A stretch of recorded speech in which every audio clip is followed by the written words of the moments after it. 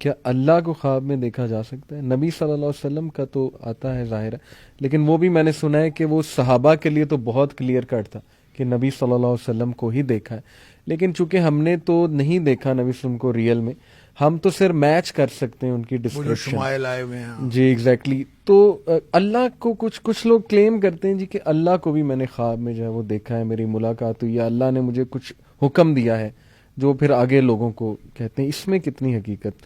دیکھیں بالکل ہو سکتا ہے، لیکن اللہ تعالیٰ نظر آنا جی. یہ کوئی ضروری نہیں ہے، ایک بات. اور دوسری بات، جو کچھ خواب میں نظر آئے وہ اللہ تعالیٰ ہے، یہ بھی نہیں ہو سکتا. اس کی وجہ یہ ہے کہ قرآن نے کلیئر کٹ حکم دے دیا، لا تدرکہ الابصار وہو یدرک الابصار. بالکل ٹھیک. اس کو آنکھیں پا نہیں سکتی. ہماری دنیا میں ہماری آنکھوں کے اندر وہ صلاحیت ہی نہیں رکھی گئی کہ ہم اللہ تعالیٰ کو دیکھ سکیں. صحیح. لہٰذا اللہ کو یعنی خواب میں آپ کوئی چیز دیکھتے ہیں، یہ بالکل ایک فالس آپ کی انٹرپریٹیشن ہوگی. اگر آپ کہیں کہ فلاں شخصیت پرسونیفائی کر کے آپ کہیں کہ یہ اللہ تعالیٰ تھا، یہ بالکل غلط ہے. اللہ کی تجسیم نہ کی جا سکتی ہے، نہ ہی اللہ تعالیٰ کو کسی جسم میں محدود کر کے دیکھا جا سکتا ہے.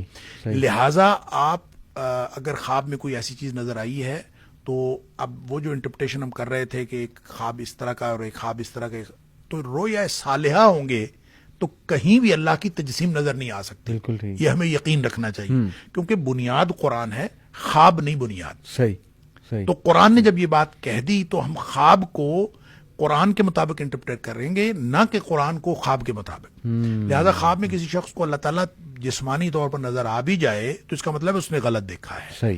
نبی کریم صلی اللہ علیہ وآلہ وسلم نے یہی بتایا. حضرت عائشہ صدیقہ رضی اللہ تعالیٰ عنہ فرماتی ہیں، جو شخص کہے کہ نبی کریم صلی اللہ علیہ وسلم نے اپنی جسمانی آنکھوں کے ساتھ اللہ کو دیکھا، وہ جھوٹ بولتا ہے. تو نبی کریم صلی اللہ علیہ وآلہ وسلم کا اللہ تعالیٰ سے کیا تعلق ہے؟ وہ تو نبی ہیں، ان کا تعلق اللہ تعالیٰ کے ساتھ معراج پہ تشریف لے گئے، دیکھا نہیں دیکھا یہ ایک الگ بحث ہے. لیکن عام شخص جب تجسیم اللہ کی دیکھے، اس کو ایک پرسن کی حیثیت سے دیکھے، تو وہ کبھی بھی درست نہیں ہو سکتا. البتہ خواب میں اس طرح ہو سکتا ہے آپ کو کوئی آواز آئے، آپ کو بتایا جائے اللہ تعالیٰ آپ کو یہ کہہ رہا ہے، اور اس کا تعلق اللہ کے حکم سے ہو، یہ بالکل پاسبل ہے. لیکن اس کو یوز کر کے آپ اب لوگوں کو تو کوئی نئی چیز تو نہیں بتا سکتے نا، شریعت تو کلیئر کٹ ہے. یہی میں کہہ رہا ہوں کہ آپ، یہ تو میں نے پہلے بات کر دی کہ خواب کا تعلق کسی دوسرے سے ہے ہی نہیں. خواب وہ کا پرسنل تعلق آپ میرے کا. اپنے سے، زبردست.